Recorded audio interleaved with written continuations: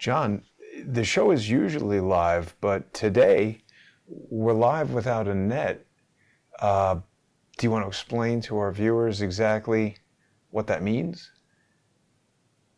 Sure. Well, good to see you, first of all. You look good. Good to see you. And remember, it's more important to look good than to feel good. So you look marvelous. Yeah.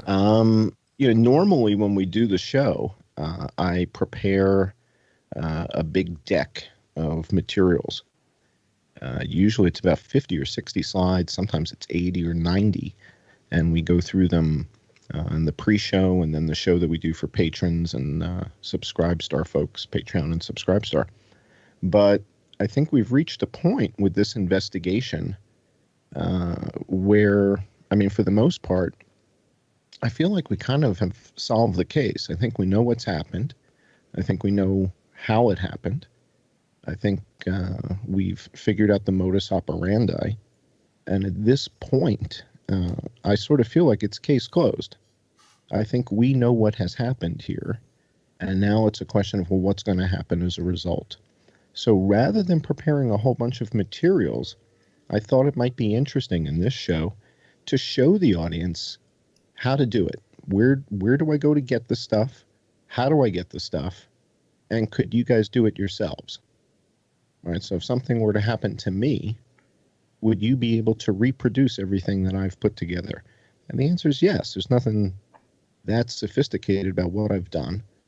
And so I thought that in this episode, it might be interesting to go without a net, straight to the CDC. Let's go look at the data and let's see what can we find out ad hoc in real time. So that's what we're going to do. Cool. So, I mean, the case is solved. We need to rent an aircraft carrier and have you land on there George Bush style with a mission accomplished thing. But actually, that would only be appropriate if the mission was not accomplished. So we'll proceed with how you want to do it. Yeah. So, again, at the end of the day, I think we know what has killed over 500,000 people in the United States, thanks to this P&I mortality system. So we know about that. We know about the comorbidities with coronavirus. And I think we understand what the limitations are of PCR testing. In other words, if you go to your clinician, if you go to see your physician and you get tested and they rub the swab and put it through an E-Plex machine or they put it through a BioFire machine, those machines, those PCR tests, only test for the very specific to test for. So, for example, if the array did not have tuberculosis, but you did, you wouldn't know it. And that's the difference between PCR tests and cultures. So the old style was they stick the thing in your nose, and then they put it on a petri dish, effectively, and see what grows.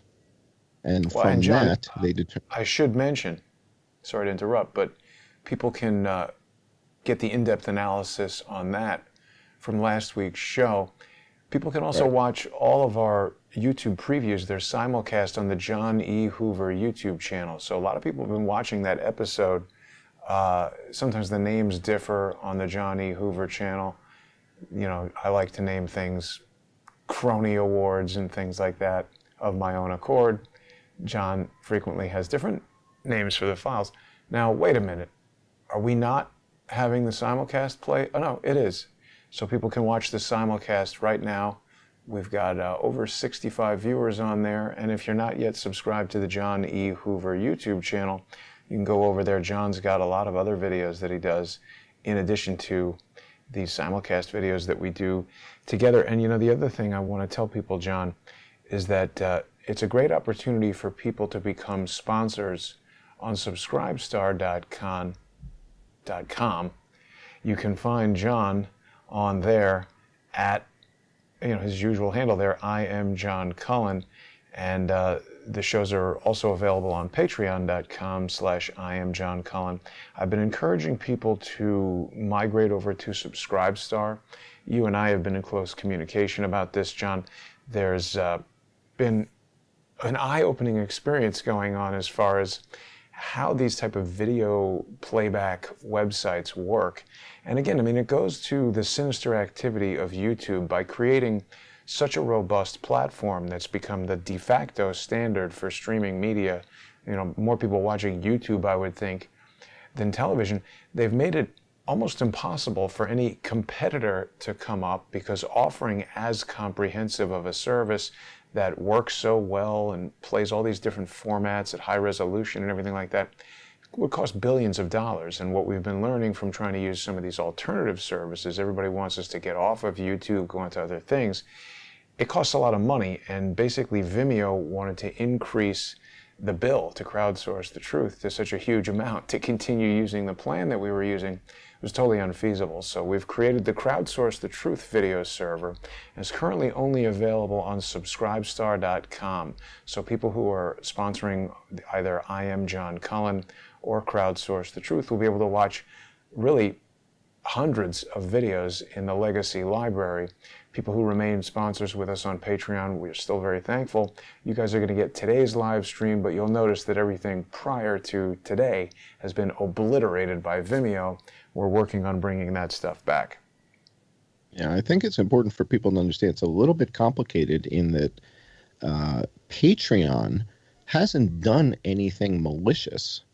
Patreon just hasn't done anything, right? So Vimeo has said, hey, wait a second, Jason Goodman, you've got more people watching these videos than we ever expected, and so we want to charge you tens of thousands of dollars a year, which was not the original deal.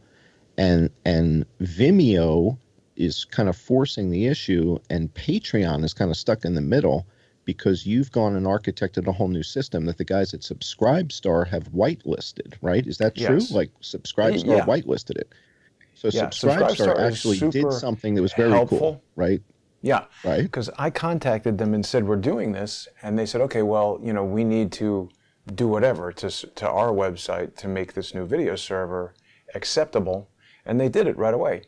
And I haven't been able to get Patreon to write back to me to do that. So we're going to continue trying, and hopefully we'll get them to come around. But let's get into the meat of today's program, and people will be able to join us on the sponsor-exclusive segment in just about 45 minutes. Yeah, I sent you a couple links. So why don't we get that list of links that we had? Why don't we get that queued up?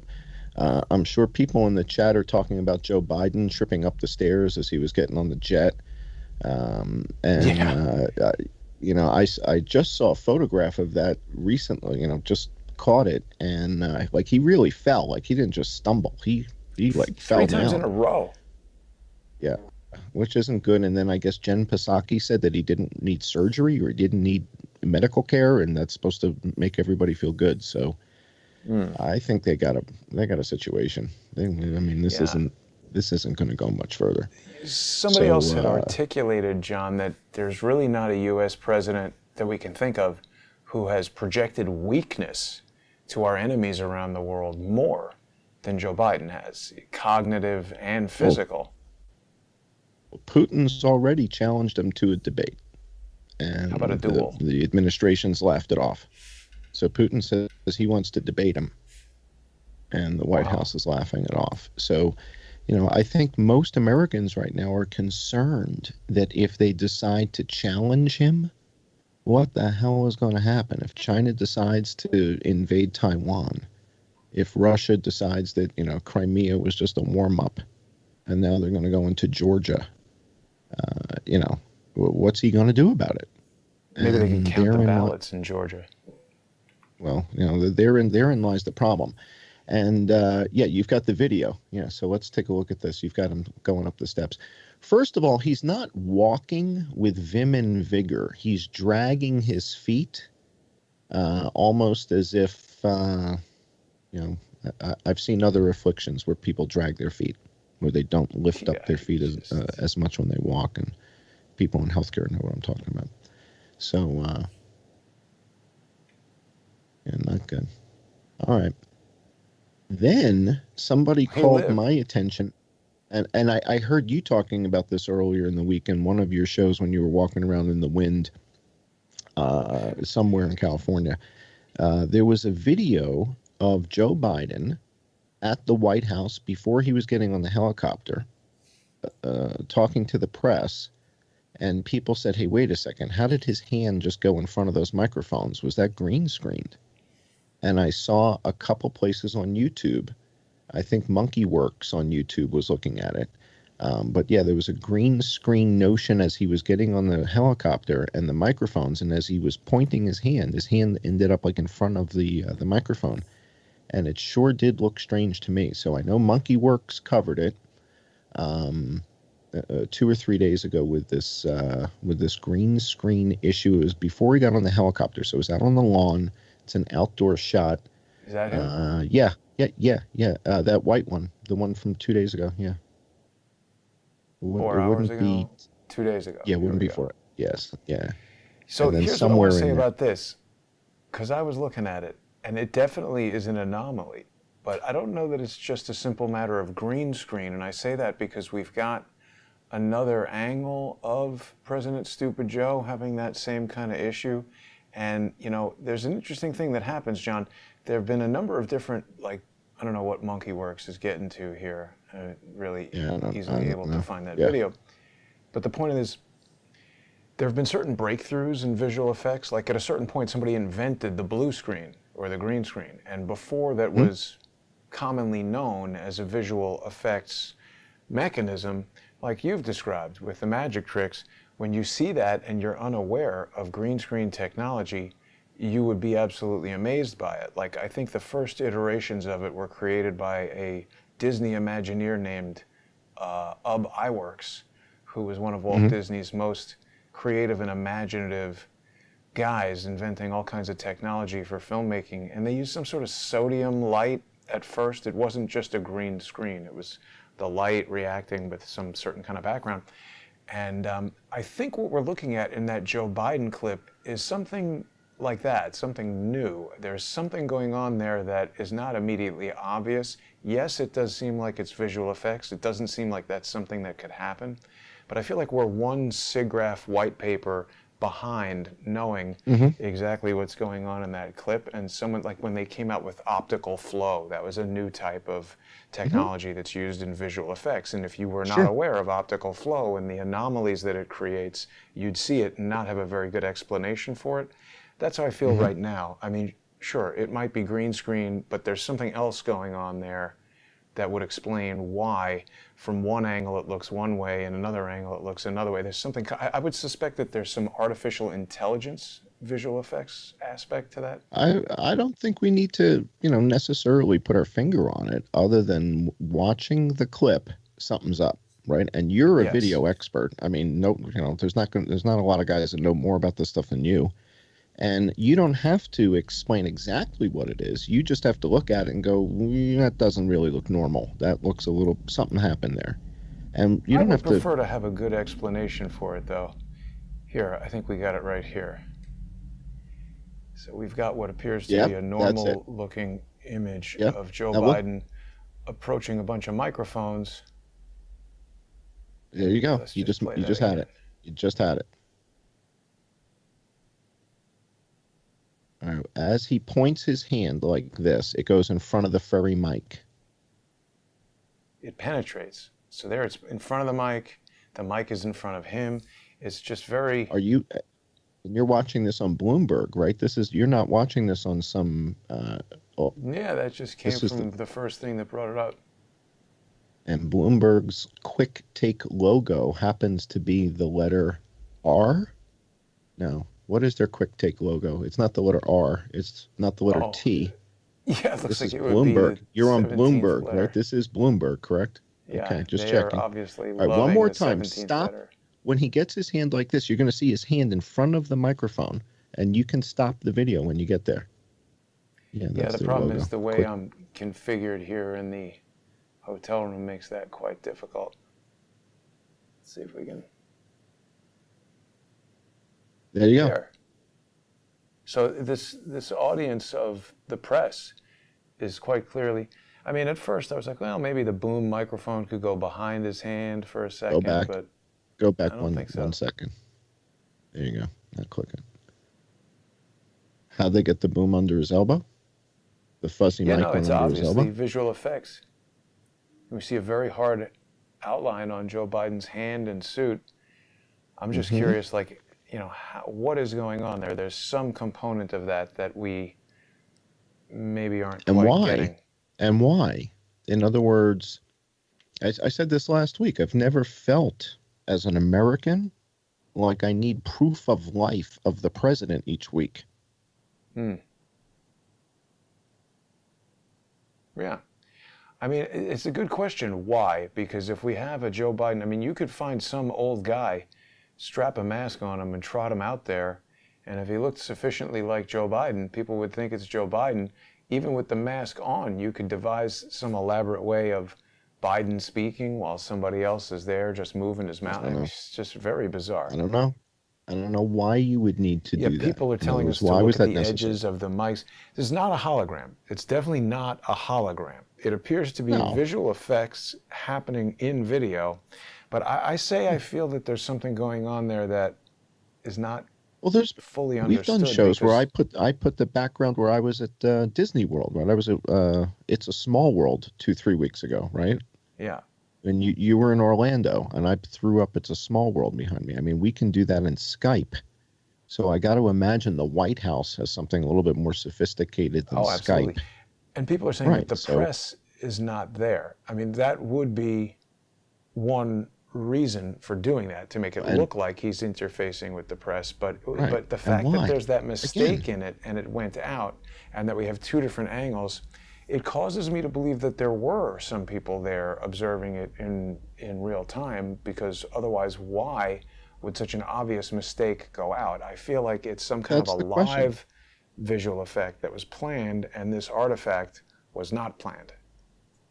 Well, clearly the artifact wasn't planned, because they wouldn't want somebody like you to see it, right? So that's or maybe they same would, with because Vegas. the fact that we're same with talking Vegas. about All this this stuff now, we saw from Vegas, we weren't supposed to see that. But it distracts you from the real problems that we're sitting here talking about, potential green screen of Joe Biden. So maybe they do want us debating this essentially stupid thing. No, I don't think so. No, I think somebody got sloppy. We weren't supposed to see it. People saw it, called attention to it.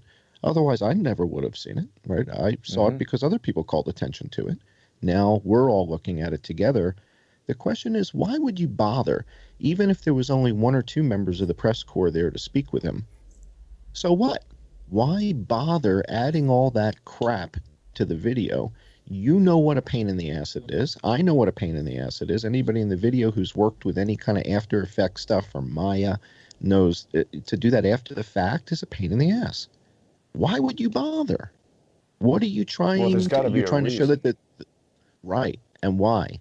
You trying to convey that the press is clamoring to talk to the president? Is that again? What is the rationale for what they just did? I don't know. There's but none. I've never felt like I need proof of life that the president's still alive and kicking each week, like I do now. Well, and the fact that he keeps referring to Kamala Harris as the president is also a little disturbing. I was going to say, we've never had a closer to dead president than this. It's kind of bizarre. Yeah, I mean, I remember when Reagan was starting to show signs of Alzheimer's. I remember when that started to show. But it was towards the end of his his service. Why don't we let's take a look at this link that we have here. This is the decreased influenza activity during the pandemic document.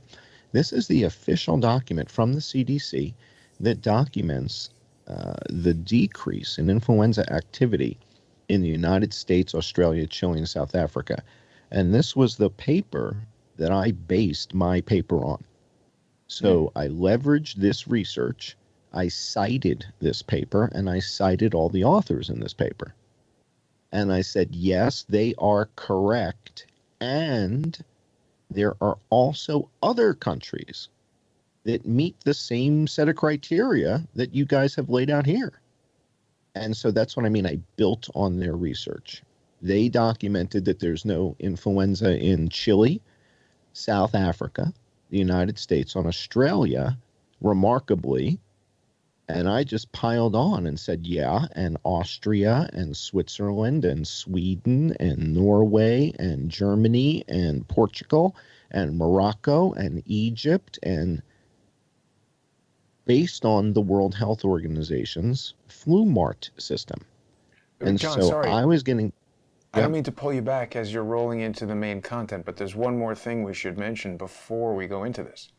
The president of Tanzania, I was just reminded in the comments, John you and I were Magufuli. discussing it last night, people are very concerned that he wasn't seen for quite a while and then suddenly he died.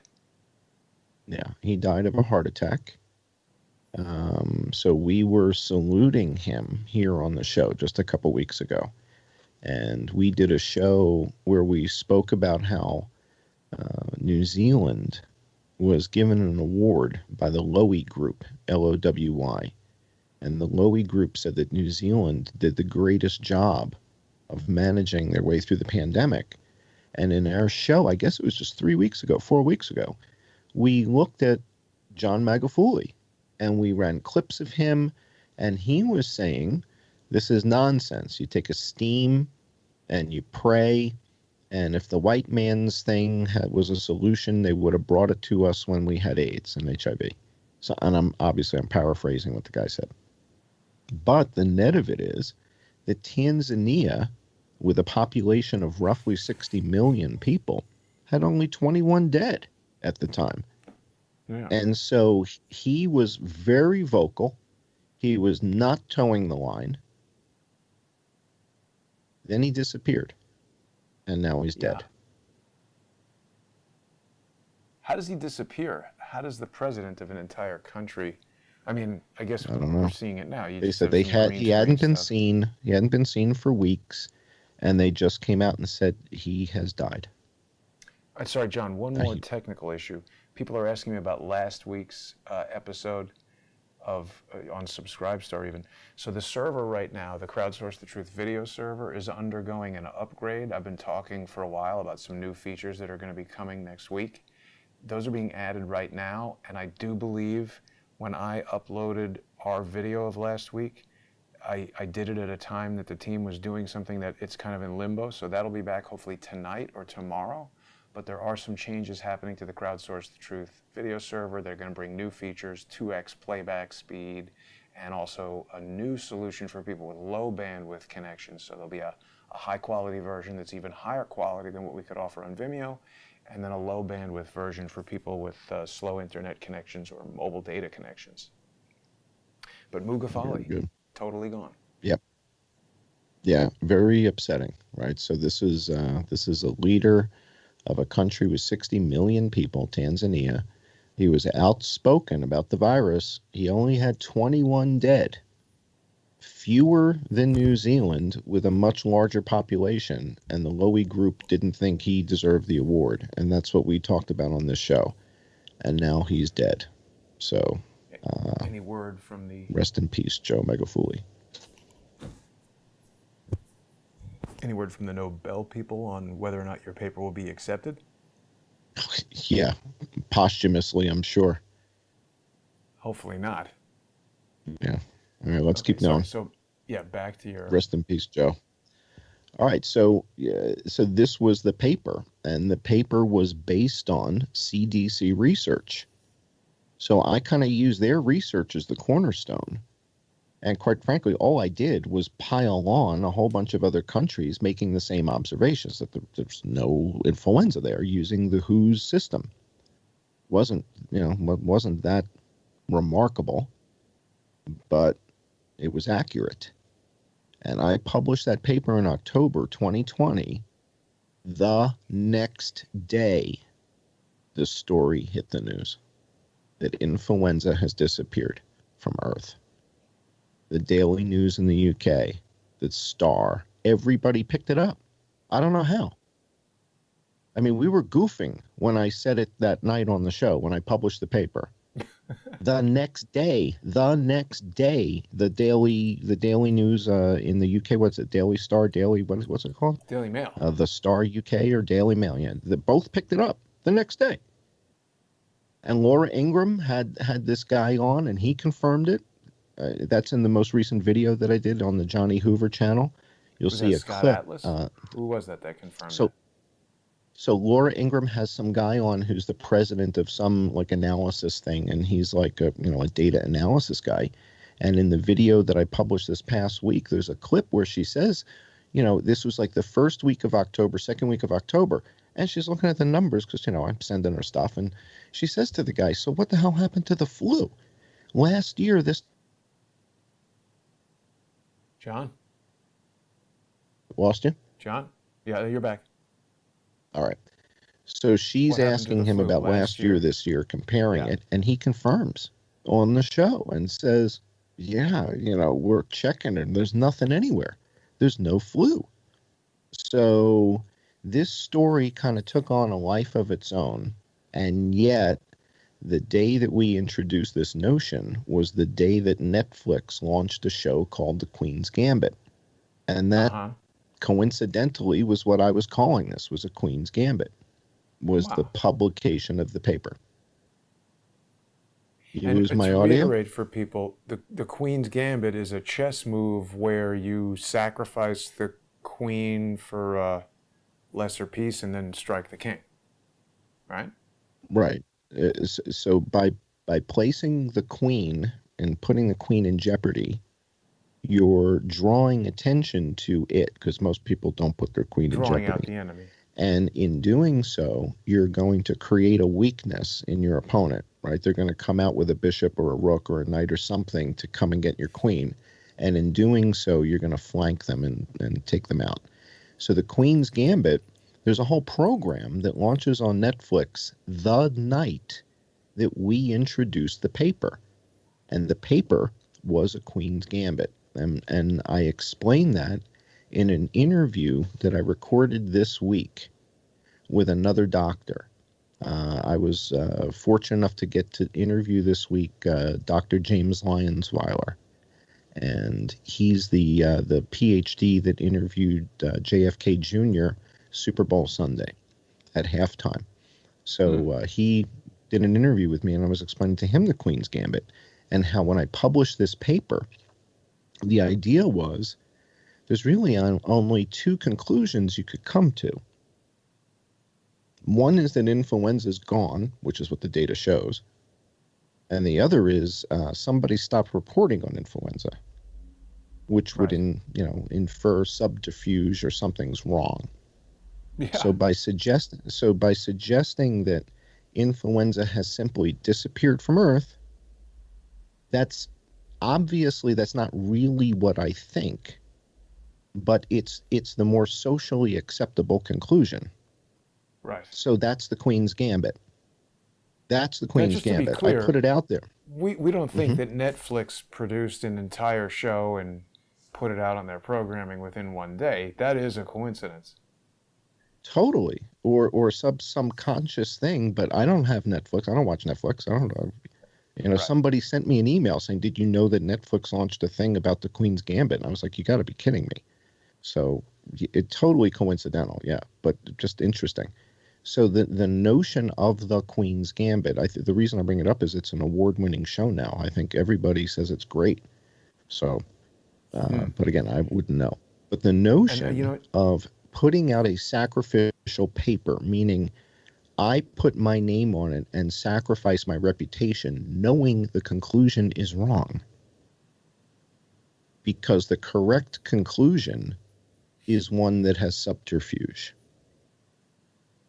But I can't publish that because then people say, blah, blah, blah, blah. So I come out and say, well, it appears from this that there's no influenza anywhere on Earth. Okay. And I get credit for that. Because I'm the one who put the stake in the ground first. You were talking about RFK Jr.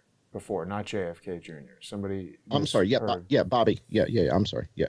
So that's right, Bobby Jr. So the notion here, JFK Jr.'s gone. So yeah, Bobby Jr. So the interview was with Bobby Jr. and Dr. James Lyonsweiler on Super Bowl Sunday. And Dr. James Lyonsweiler came on and we did an interview. I haven't published it yet. I'm still putting it together. But guy's brilliant. Another just real hero. And it was a great interview. So I'll be releasing that this weekend. Now, the other thing that's being brought to my attention in the comments here, John, I don't want to throw you off, but have you heard about this? It's coming from Johns Hopkins. This is the SPARS pandemic scenario. It's another one of these exercises. It comprises a futuristic scenario that illustrates communication dilemmas concerning medical countermeasures that could plausibly emerge in the not-so-distant future. And what's the context? Where did this come from? What's the context? Is this something that took place or it's scheduled for the future? It was What's the completed context October of it? 2017. All right, so this is 4-year-old news that somebody mentioned in the chat, and what do you want to know about it? So it's an event that took place 4 years ago, and what's the question? Johns Hopkins. They just said we should look at it. All right, we'll go back to not looking at it. So it's 4-year-old news. Okay, thank you. All right, let's see. I saw something in the chat that seemed more interesting than that. Rand Paul. So Rand Paul squares off with Fauci yesterday, and I posted something like that on the community page on the Johnny Hoover channel. I'm posting stuff on that community tab like I was on Twitter because I was kicked off of Twitter. So I'm posting like memes and things that I would normally put on Twitter on that community tab. And this Rand Paul interview that took place, I guess, in the Senate 48 hours ago, 24 hours ago, whatever, Rand Paul says to Dr. Fauci, so wait a second, if you've been vaccinated, why would you need to wear the mask? If you've been vaccinated, now you should be immune, right? And if you're immune, that means you can't get it and you can't spread it. So what the hell do people need to wear masks for once they've been vaccinated? And Fauci won't let it go. Fauci insists that Rand Paul is off base and wrong and continues to say so. But did he answer the question? Rand Paul is a physician. Right? And Rand Paul is saying, so wait a second, if I get the vaccine and now I'm immune to the disease, why would I need to wear the mask? Fauci just will not accept it. CNN says it's an insult to Fauci. Like how could you insult Fauci? The question is there any science to back up what Fauci is saying? What Rand Paul is saying seems to be what, Rand Paul was citing the definition of the vaccine. What is a vaccine? If the vaccine isn't making you immune to the virus, then what the hell are we taking it for?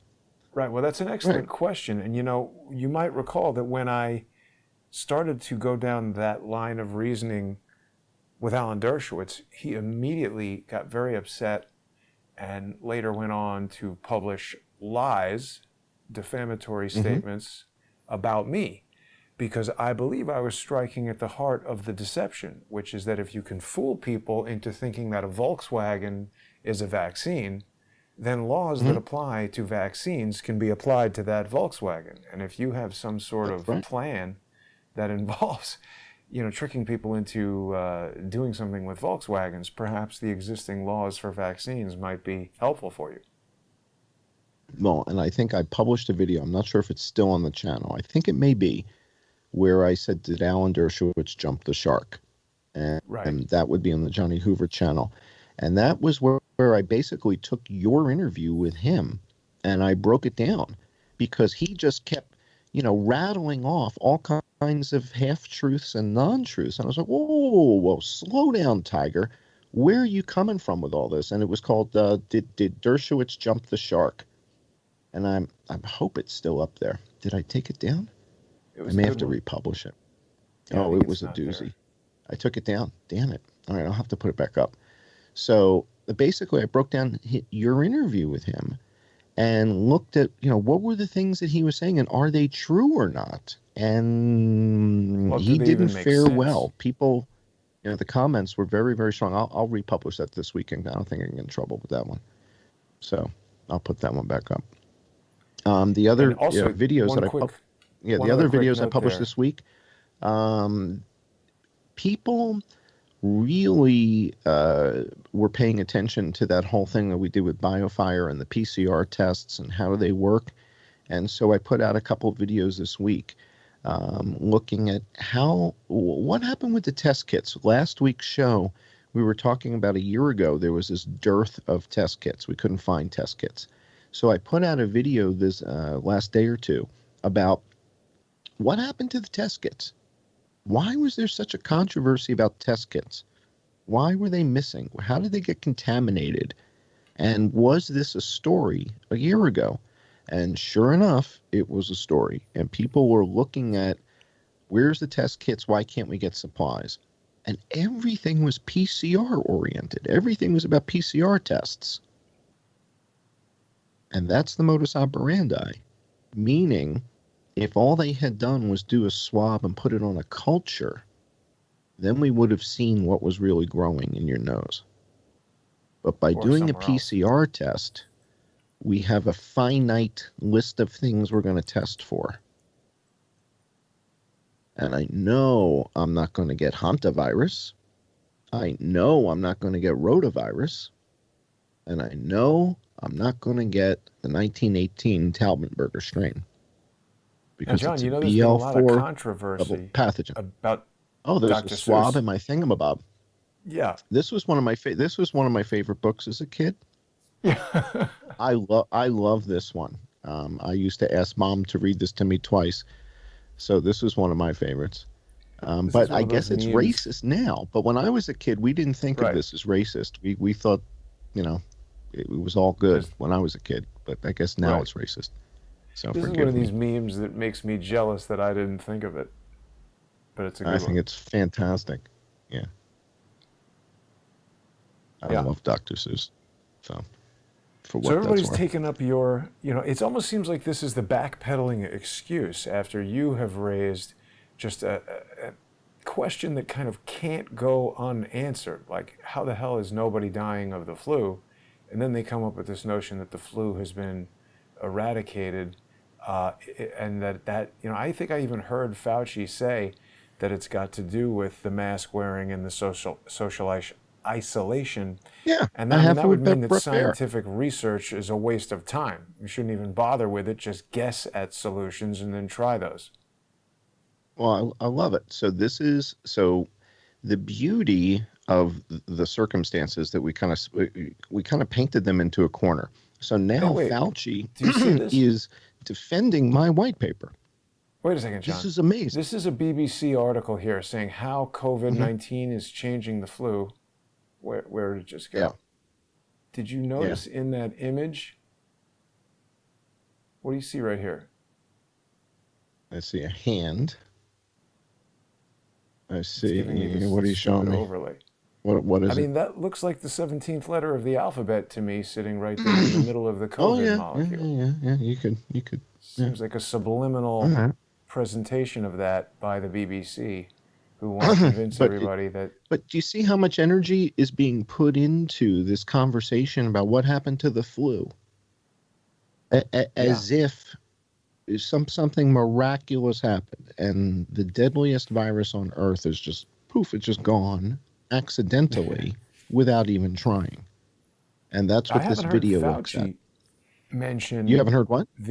I haven't heard Fauci mention the resurrection of the 1918 flu. That seems pretty significant. No, he won't talk about that. But let me play this clip for the audience again. This is Fauci with Brett Baer.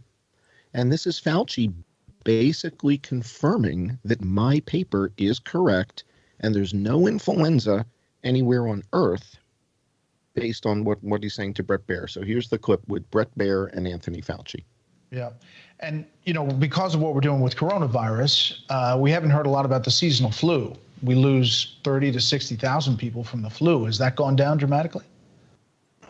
Extraordinarily dramatically, Brett. And in fact, that is a very good testimony to the efficacy of wearing masks, avoiding congregate settings, and keeping distance, because we did that during this late fall, early winter.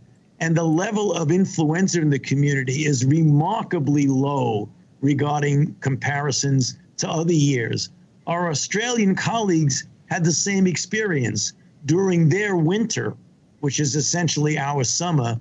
When I was talking to my colleagues in Australia, they were saying, Tony, we don't have hardly any flu this year, and we think it's due to the fact that people are wearing masks keeping their distance, and avoiding congregate settings. Goes to show you that those types of public health measures actually work. Dr. Fauci, we appreciate your time. You're welcome. Yeah. For a doctor, for somebody who's supposed to be so educated, Fauci is an absolute idiot. We don't got no flu in the summer in Australia, Tony. The truth is, well, if you go to Worldometers, right, and you pull up the Worldometers link that I sent you, so worldometers.info aggregates a lot of the death data from all these different countries and puts it together on the screen. And what we can do here at Worldometers is very quickly we can find out, well, how did each of these countries perform compared to each other? And this has been one of the sources that I've been using for the last year or so. And when you scroll down, you can go and see, globally what's happening, and you see the shape of the death curve.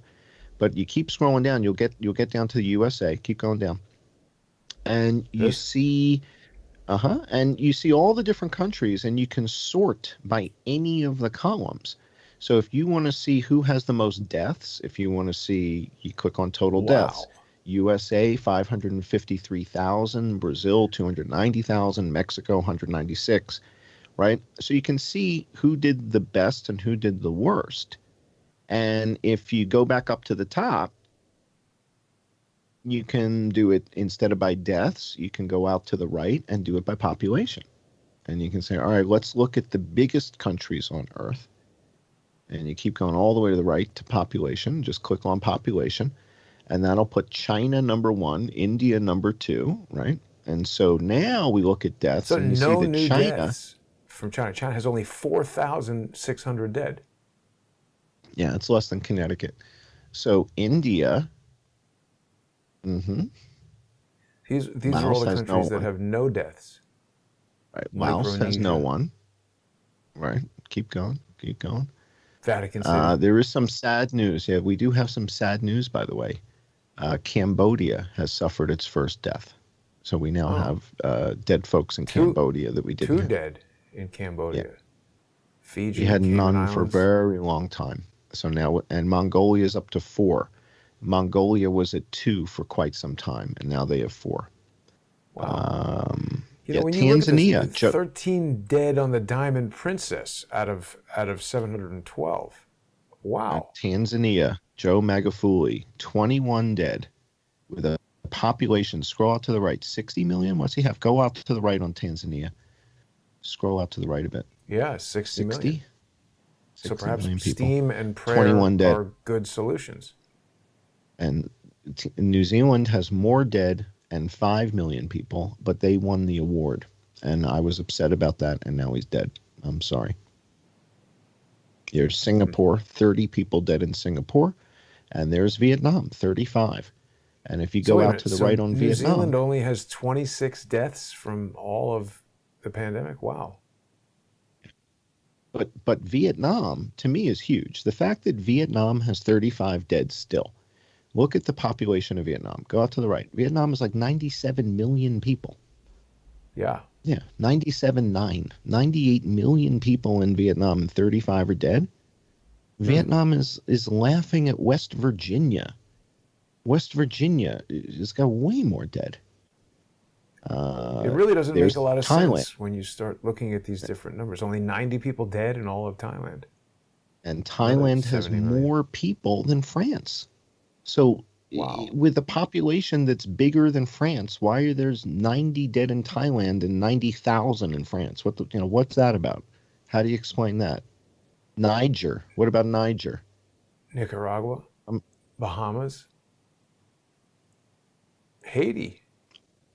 Rwanda. Wow.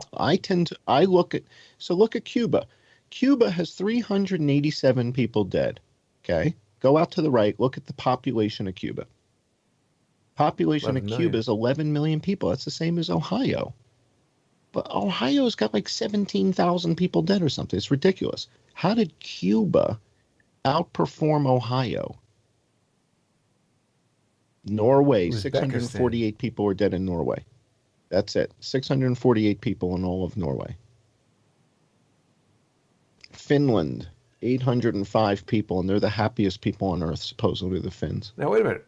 Australia's been going nuts with the lockdowns, and there's only 909 dead out of 25 In the whole million. country, 25 million. The population of Taiwan is almost the same as Australia. So if you go to Taiwan, you'll see that Taiwan's population and Australia's population are almost identical. And Taiwan, I think, has 10 dead. Yeah. Ethiopia. All right, look at Ethiopia. 2,600 people dead in Ethiopia. 2,600 dead. 2/3 of the way down the page, near Kazakhstan. All right, so Ethiopia, 2,600 dead. What's the population of Ethiopia? 116 million. There's more people dead on Long Island. It doesn't make sense. It really doesn't.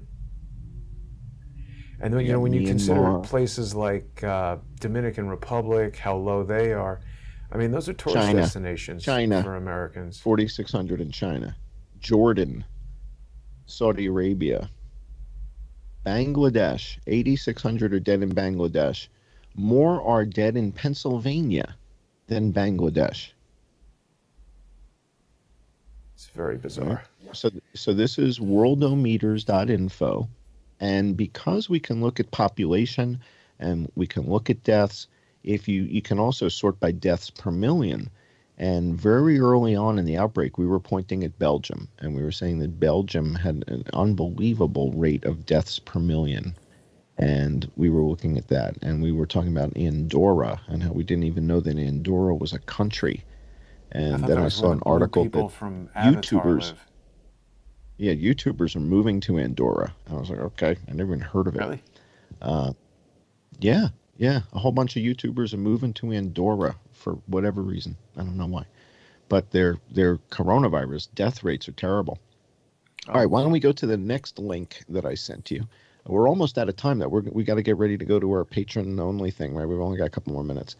Let's take a look at one more link before we hop over there if we can. Sure, which one? I don't know. What was the next one I sent you? Well, we've got reduced flu activity, the reconstruction of the... Let's talk about the reconstruction of the 1918 flu pandemic, because when we say that, I feel like people think we're making up some conspiracy theory, but this is coming from the biggest CDC. Conspiracy theorists of all, the CDC. So it's important to understand that this story is from the CDC. This is the same story that we featured here that was highlighted in Sports Illustrated. And this is a story of a trip to Alaska, to Breivik Mission, to dig up the lung tissue from World War I soldiers and then bring that back and sequence it. Now, the reason that this is significant is that this H1N1 is different from the seasonal H1N1. Seasonal H1N1, seasonal flu, is not considered a BSL-4 pathogen. This is Biosafety level. 4. What that means is this is at the same level as Ebola and Marburg virus and Lassa virus. These are the deadliest pathogens on Earth. Anthrax is BSL-3. The plague is BSL-3. Tuberculosis is BSL-3. This virus is BSL-4. And what that means is, unless this genome was provided to the companies that make PCR tests, you won't find it. When a PCR test is run, it's looking for H1N1 PDM09. It's not looking for this. It's looking for influenza B Yamagata. It's looking for, there are very specific lineages and very specific genomes. This one that they reconstructed is the only BSL-4 influenza virus. The reconstructed Spanish flu is considered a BSL-4 pathogen unlike any other influenza, and that's why you only hear Fauci talking about seasonal flu, because this is pandemic flu. What about influenza gata da vida? Is that Phenomenal. We I are got just a about out of DeVita. time, John, but this is a super important story. I just noticed on there they were talking about a scientist in 1951 who wanted to rescue it. I mean, I guess obviously the reason they want to do this is to continue studying the thing, but maybe it's unscientific of me. If it's eradicated, I sort of go by the let sleeping dogs lie scientific approach. It's interesting to me, and I think worth mentioning, that in this photo, they show John Hulton working in the laboratory in 1951, and his initial attempt to rescue the virus was unsuccessful. They give us this note that using your mouth to draw virus into a pipette is not considered safe laboratory practice today. How the hell could it have been considered safe then? The guy's a doctor and he's sucking on a straw to try to suck up Spanish flu. That's an idiot, if you ask me. So I'm not so super interested in this guy's scientific approach. And I'm also not surprised that it failed, because that is stupid. Do not go sucking on viruses. But we now have the genome and we published it. And before we wrap up, I just want to mention I've been saying that Elon Musk going to Mars is in for some surprises. This week, 3 new bacteria were discovered on the space station that have never been seen before. Ooh. Okay, so sometimes my instincts might be on target. So this week, we discovered 3 new bacteria living on the space station that have never been seen before. That's on the space station. Imagine when you get to Mars. Imagine what's growing there. What are those bacteria going to do? Do they know? I beg your pardon? What'd you say? What are those bacteria expected to do? I don't know. I guess we'll have to read that article, but whatever bacteria does, I don't know. But they're Space new bacteria. and they're different and they live in space, and Elon Musk better have some real good antibiotics and a lot of Poland Spring where he's going. And Not with a that, lot of water John, up there. Yeah, we're going to wrap up our YouTube show here. Remind everybody to join us on subscribestar.com/IamJohnCullen, patreon.com/IamJohnCullen, or subscribestar.com or patreon.com/crowdsourcethetruth. I've been encouraging viewers to transition over to Subscribestar. A lot of people finding that to be a better experience, and also right now, it's the only option that supports the Crowdsource the Truth video server. So you're going to have access to legacy shows. New features are going to be coming hopefully as soon as this weekend. There are some upgrades happening to the server right now. If anybody has any technical issues whatsoever, just send me an email on truth@crowdsourcethetruth.org. If you need help transitioning over, please only email me for help if you run into a problem. The procedure is essentially to cancel your Patreon subscription and start a new Subscribestar subscription, and that should be pretty straightforward. But if you're running into some problems, you can email me. John, I'll see you over there on Subscribestar and Patreon. Looking forward to the follow-up conversation.